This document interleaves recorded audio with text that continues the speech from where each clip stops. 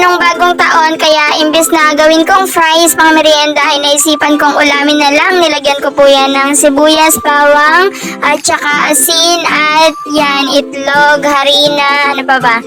Oh, at saka yun pala yung paminta para medyo may anghang siya, at saka mabango. Mekos-mekos nga lang po yan mga kaplaneta hanggang sa mag-combine lahat ng ingredients na sinabi ko. Binilog-bilog ko nga lang po siya gamit itong 2 kutsara dahil ang tawag ko nga po dito ay potato balls. Oh, potato balls po ha, hindi yung malabas sa atin. Oh, at ayan po, sa kumukulong dugo ay mantika pala. Nilagay ko na nga po itong namekos ko at ito namang kamay ko nag-auto-decision, biglang pinipi. Kaya hindi na po potato balls yung tawag ko dito kasi nakakailang bigkasin, potato patties na lang. At habang piniprito ko nga po siya ay grabe, sobrang bango niya. Kaya ikaw, maligo ka na. Char! Buti pa yung niluluto ko, mabango.